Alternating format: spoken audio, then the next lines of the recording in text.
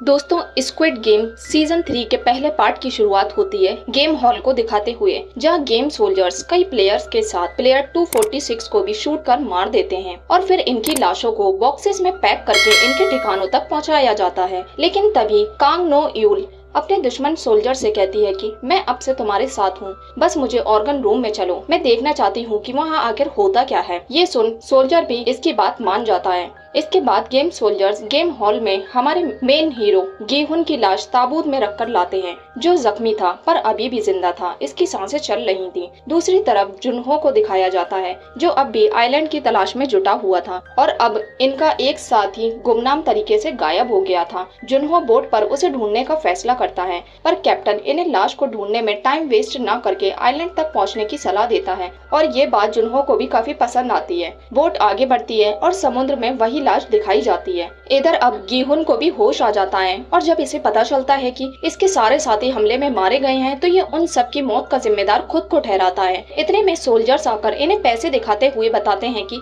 अब सिर्फ 60 प्लेयर्स जिंदा हैं और सबके हिस्से में 660 बिलियन वॉन आएंगे। सोल्जर्स को देख गीहुन अपना आपा खो देता है और पूछता है कि सबको मारने के बाद तुमने मुझे जिंदा क्यों छोड़ा, प्लीज मुझे भी मारकर खत्म कर दो।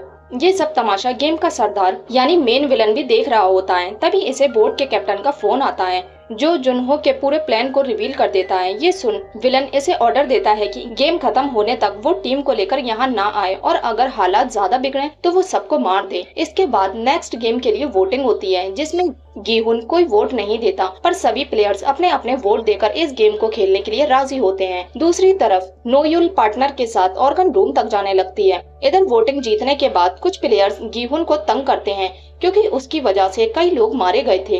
गीहुन भी अब तक इसी सदमे में था। दूसरी तरफ ऑर्गन रूम में जब प्लेयर 246 को चेक किया जाता है तो वो बस बेहोश होता है। इतने में नोयुल भी यहाँ आ जाती है और सबको मारकर एक डॉक्टर को जिंदा छोड़ देती है और उससे 246 का इलाज कर इसे ठीक करने का ऑर्डर देती है। रात में गेम हॉल में सबको खाना बांटा जाता है और बूढ़ी औरत भी गीहुन को कुछ खाने को कहती है और उसे समझाती है कि तुमने जो किया वो सबके भले के लिए किया। योंग सेक इसे बताता है कि डेहो मैगजीन लेकर तुम्हारे पास जा ही रहा था, पर फिर वो एक कोने में जाकर चुपचाप बैठ गया, शायद वो अपनी मौत से डर गया था। ये सुन गीहुन डेहो को घूरने लगता है, क्योंकि प्लान के फेल होने की असली वजह डेहो ही था। अगर ये वक्त पर मैगजीन ले जाता तो शायद ये लोग प्लान में कामयाब हो जाते। खैर, इधर हम जुनहो को देखते हैं, जो अपने रूम में बैठा लोकेशन चेक कर रहा था। तभी इसके पास वूसोक आता है और इसे बताता है कि जिस रात हमारी बोट में हमारा साथी गायब हुआ, उस रात कैप्टन के हाथ में मैंने स्क्रू ड्राइवर देखा था। इतनी रात में स्क्रू ड्राइवर से उन्हें क्या काम भला। ये सुन जुनहो कहता है कि हो सकता है सेफ्टी के लिए रखा हो। वूसोक को कैप्टन पर शक था, पर जुनहो कैप्टन पर भरोसा जताता है, क्योंकि वो आइलैंड ढूंढने में सालों से इसकी मदद कर रहा था। इसलिए जुनहो वूसोक पर गुस्सा हो जाता है और उसे अपने रूम से बाहर निकाल देता है। इधर गेम हॉल में सोल्जर्स आकर सब प्लेयर्स को गेम के लिए तैयार होने का ऑर्डर देते हैं, पर गीहुन की नजरें अब भी डेहो पर टिकी होती हैं। सब प्लेयर्स को गेम वाली जगह पर ले जाया जाता है और जब इनकी नजर प्लेयर्स की लटकी हुई लाशों पर पड़ती है तो ये लोग हैरान रह जाते हैं। इन्हें बताया जाता है कि इनकी ये हालत गेम के खिलाफ जाने की वजह से हुई है।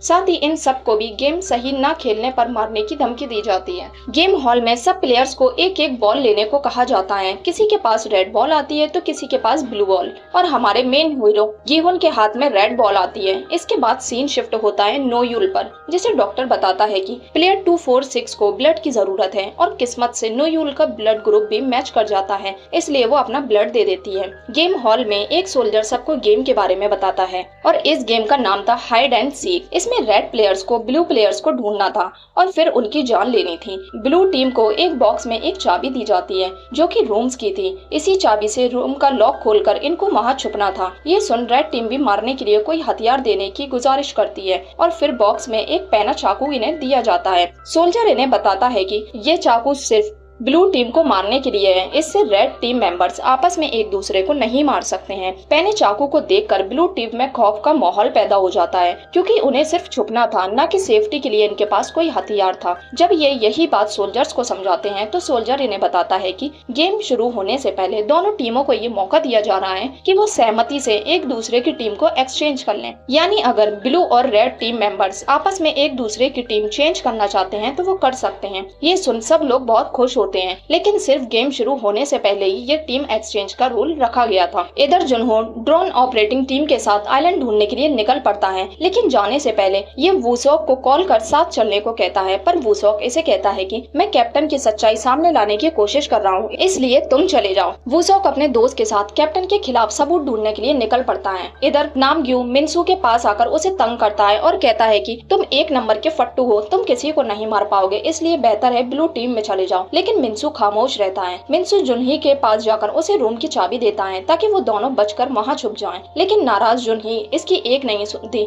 और न ही इसके साथ टीम एक्सचेंज करती है। मिनसू इसे समझाता है कि तुम किसी को नहीं मार पाओगी, लेकिन जुनही इसे यकीन दिलाती है कि वो अपने बच्चे को बचाने के लिए किसी भी हद तक चली जाएगी। इधर योंगसिक भी अपनी माँ को समझाता है कि वो किसी को नहीं मार पाएगी, इसलिए वो टीम एक्सचेंज कर ले ताकि योंगसिक किसी को मारकर उसे बचाने आ जाएगा। डेहो भी एक लड़की को टीम बदलने के लिए मनाने लगता है, पर ये लड़की ब्लू टीम में आने से साफ मना कर देती है। डेहो की जैसे ही नजर गीहुन पर पड़ती है तो फिर से ये इसे ही घूर रहा होता है। डेहो गुस्से में गीहुन के पास जाकर उसे कहता है कि मेरी वजह से ही सब लोग नहीं मरे हैं, बल्कि हम उनसे जीत ही नहीं सकते थे और यही सच्चाई है। इसके बाद गेम शुरू होता है और ब्लू टीम को अंदर भेज दिया जाता है और उन्हें किसी सेफ प्लेस पर छुपने का इंस्ट्रक्शन मिलता है, जबकि रेड टीम बाहर खड़ी होती है। दूसरी तरफ वोसुक को साथ न आता देख कैप्टन जुनहो से इसकी वजह पूछता है, जिस पर जुनहो इमरजेंसी का बहाना लगाकर बात को टाल देता है। इधर योंगसिक की माँ उसे भरोसा दिलाती है कि वो बच जाएगी क्योंकि उसने अपने बालों में एक हथियार छुपा कर रखा है। अंदर जाकर प्लेयर नंबर 100 सबको समझाता है कि जिसको भी बाहर जाने का रास्ता मिल जाए वो सबको इन्फॉर्म करके बताएं ताकि सब अपनी जान बचा सकें। सब लोग अपने अपने रास्ते ढूंढते हैं और टाइम खत्म होते ही रेड टीम अंदर जा जाती है और इसी के साथ पहला पार्ट यहीं खत्म हो जाता है।